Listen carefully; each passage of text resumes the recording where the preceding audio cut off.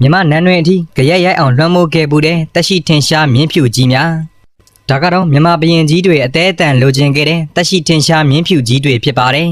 အောင်မြင်မှုတန့်စင်မှုလွတ်လပ်မှုနဲ့အာဏာတရားတို့ရဲ့ပြရုပ်ကြီးဖြစ်တဲ့ဒီမင်းဖြူတွေဟာဆိုရင်ခေတ်ဆက်ဆက်လူကုန်တန်းလူချမ်းသာတွေရဲ့အလူအယက်တန်ဖိုးထားခြင်းကိုခံခဲ့ရပြီး21ရာစုရဲ့နောက်ပိုင်းမှာလည်းမင်းဖြူတစ်ကောင်ဟာမြန်မာနိုင်ငံလုံးကိုဝယ်လို့ရတဲ့အထိကိုတန်ကြီးရှိလို့နေပါတယ်ဒါကြောင့်ဒီနေ့ရဲ့ဗီဒီယိုလေးမှာတော့နိုင်ငံတကာသမိုင်းကြောင်းတိုင်းမှာရွှေအဖြစ်ရက်တည်ခဲ့တဲ့မင်းဖြူကြီးတွေအကြောင်းကိုတင်ဆက်ပေးသွားမှာဖြစ်ပါတယ်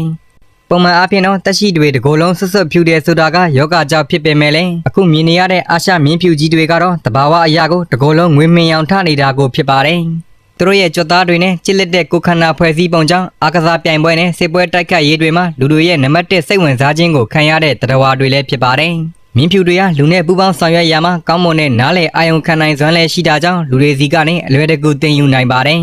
ဟိုရှိရခင်ကလေးကသူတို့ရဲ့အဖြူရောင်အမွှေးနဲ့ကိုခန္ဓာဖွဲ့စည်းပုံကြောင့်ရှေးဘရင်တွေနဲ့သူရဲ့ကောင်တို့ကမင်းဖြူတွေကိုဝင်ကြွားစွာစီးနှင်းလေးရှိကြပါတယ်ဒဏ္ဍာရီစာပေနဲ့အနုပညာလက်ရာတွေမှာတတိရှိခြင်းတန်ရှင်းခြင်းတို့ကိုကိုစားပြုနေတဲ့မင်းဖြူတွေကိုလူသားတို့ကအကောင်းဆုံးမိဖက်များအဖြစ်တမိုင်းတစ်လျှောက်တန်ဖိုးထားခဲ့တယ်လို့သူတို့ရဲ့စွမ်းဆောင်ရည်တွေကြောင့်လည်းယုံကြည်ကိုးစားခဲ့ကြပါတယ်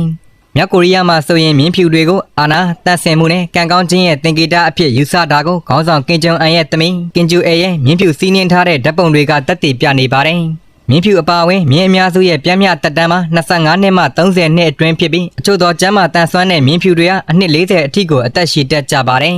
ဒါပေမဲ့လည်းမြမရိုးရမြင်းဖြူရှင်တဲ့ဂရိဒဏ္ဍာရီမှပကေးဆက်တို့လိုဒဏ္ဍာရီလာမြင်းဖြူတွေဟာလူသားတို့ရဲ့စိတ်ကူးမှာထာဝရအသက်ရှင်နေပါတယ်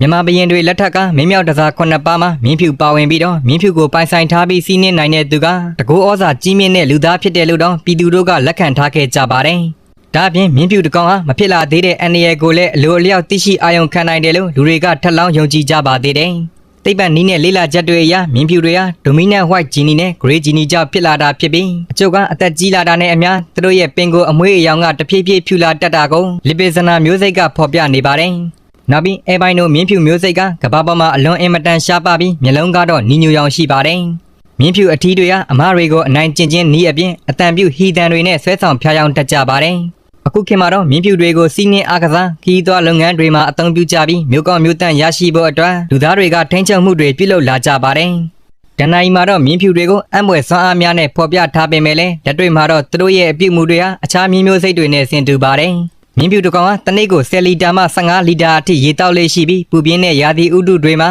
ကိုလက်လှုပ်ရှားမှုတွေပြုလုပ်ပါကရေပို့လိုအပ်ပါတယ်။ယခုမျက်မှောက်မှာလည်းမြင်းဖြူစီးတဲ့နှက်ကောင်းနှက်မြက်ပုံတွေနဲ့ရခင်ဒဏ္ဍာရီလာမြင်းစီသူရဲကောင်းတို့ရဲ့ရုပ်ထုပကြီးတို့ကိုမြန်မာလူမျိုးတွေရဲ့စက်တရေဆောင်ဧကန်